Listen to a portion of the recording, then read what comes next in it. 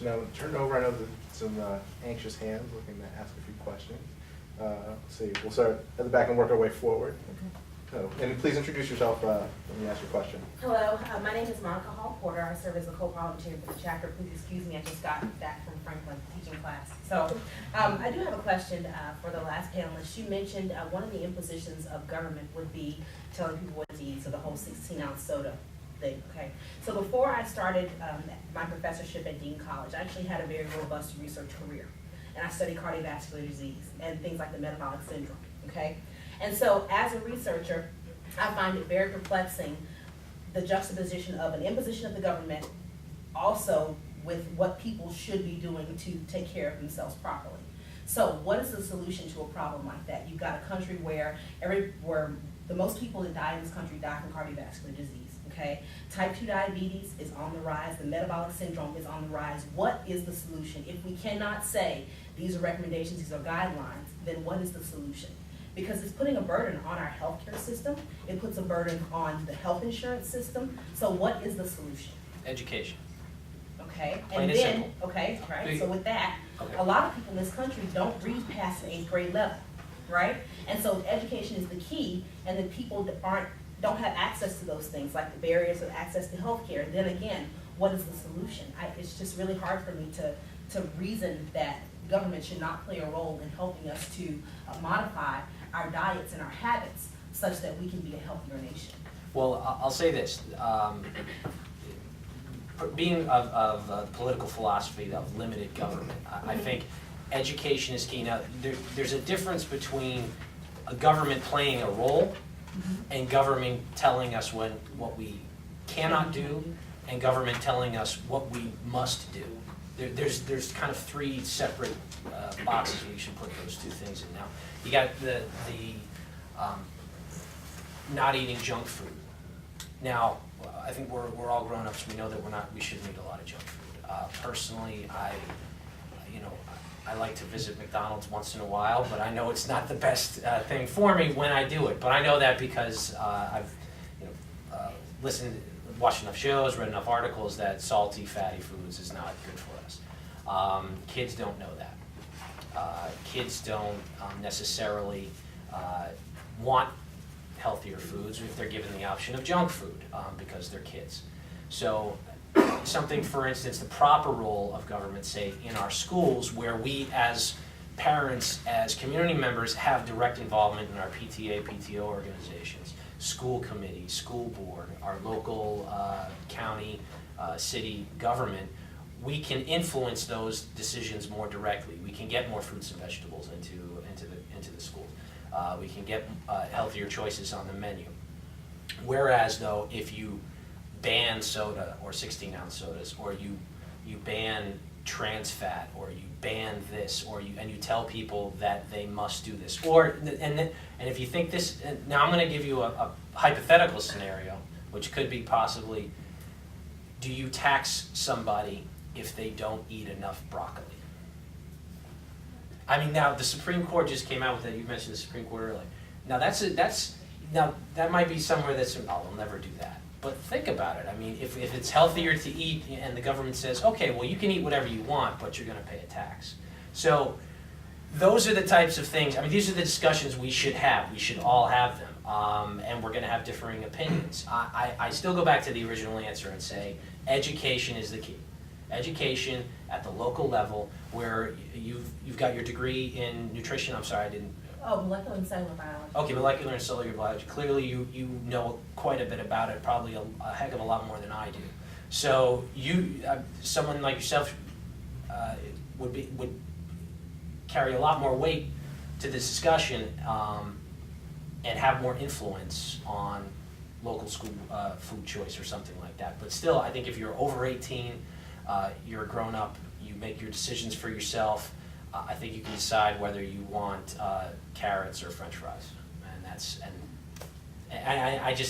I think you should definitely have the freedom and the choice to make those decisions on your own. Now, again, Kate, French fries, carrots, which one?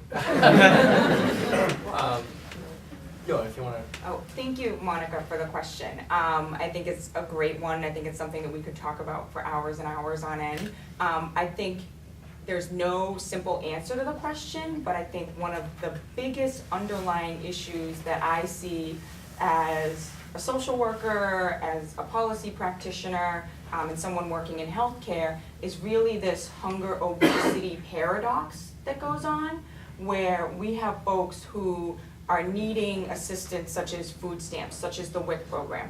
In WIC, not so much, it's fairly prescriptive. It's a program that's making sure that pregnant women and young mothers are getting very specific targeted nutrition to meet their needs. But the food stamp program, for example, we continue to see funding for that program slashed. So as a result, you're given roughly $1 a meal to sustain yourself if you're on the food stamp program. And so the choices that sometimes gears you to is not the broccoli, it's not the fresh fruits and vegetables, it's what you can get on the dollar menu. It's giving your kids soda because quite frankly, you know, that's gonna fill them up. And at the end of the day, they're not gonna be crying out to you saying, I'm still hungry, if you can maybe give them a little bit of extra soda or maybe get them that extra dollar meal item. So I think we're talking about a bigger issue, because you can educate folks, you know, all day long, but if they don't have the money to make the right choices and they don't have the resources to make the right choices, then where are we at? And then the other thing that I want to say is I want to respectfully, you know, counter a point that you made where, you know, talking about how Republicans would really like to move towards small government, and we look at issues like that, you know, banning sodas and getting into people's personal lives, but we've already begun to do that when we want to tell women they can't have access to birth control, and we want to tell you what a family should look like and who you can love and who you can marry. So I respectfully disagree on that point, because there are some areas where we do see the Republican Party, and I'm wearing my social worker PAC hat right now, not my nonpartisan healthcare hat, just for legal reasons to cover myself, but you know, we do see that kind of interplay where the party does want to be involved and tell people how to live their lives, and then you want to, you know, cut funding for healthcare costs and things like that, but it doesn't all seem to have any sense of parity when it comes to picking and choosing what issues we're going to interject in people's lives with and where we're going to refrain. Good. Guys, like to respond to All that, on or- complexion. Well, did you Sorry. have something? Well, I mean, And then we'll let you respond. well, I know this is kind of, you know, it's the personal thing, goes to personal philosophy. You know, I'll use my little brother as an example. He smokes. It drives me absolutely crazy.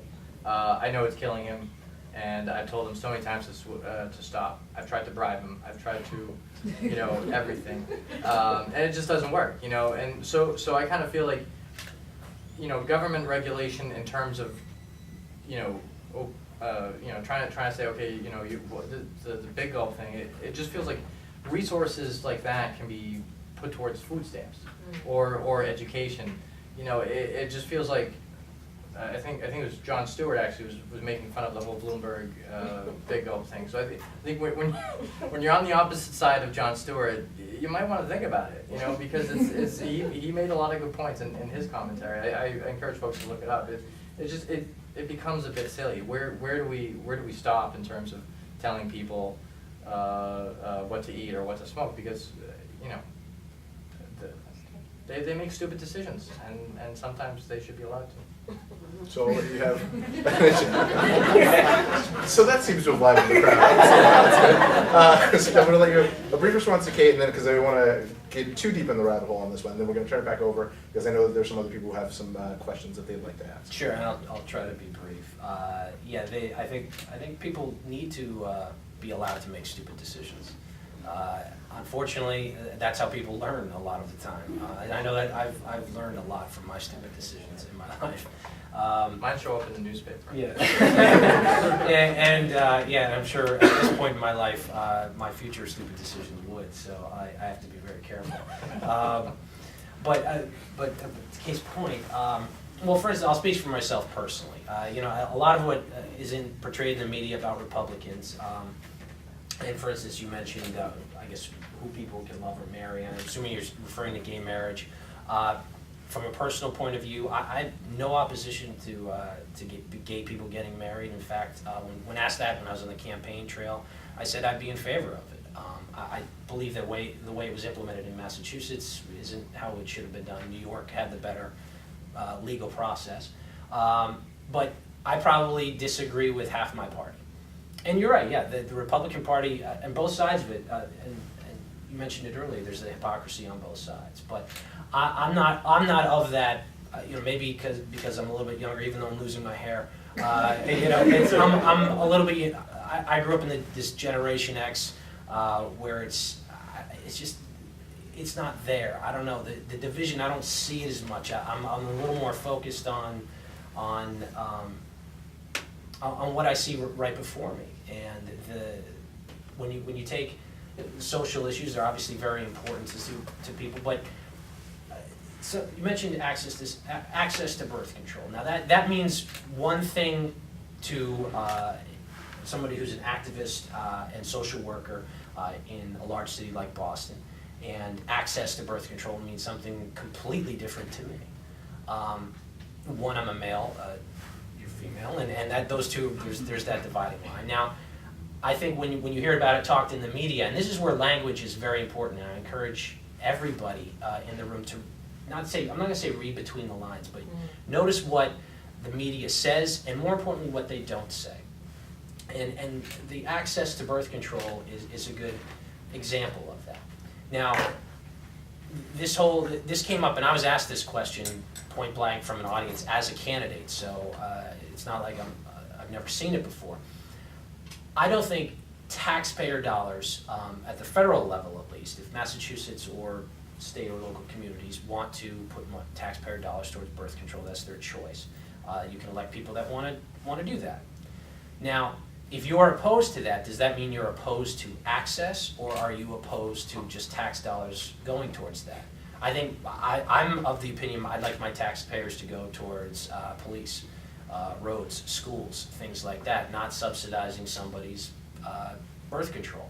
Now, someone might view that as I'm opposed to access, or someone might just want me to be, might view that as being fiscally responsible, because I see something like birth control, there's 100 different forms. You can go down to the pharmacy, you can pick it up, it's readily available. There's the distinction. So it's a matter of interpretation, and I'm not saying there's necessarily a right or wrong answer from one side of it, but again, I think when the government gets involved, again, local decision is better. If you want your local tax dollars to go for it, you can vote for people who choose to pass those kinds of laws.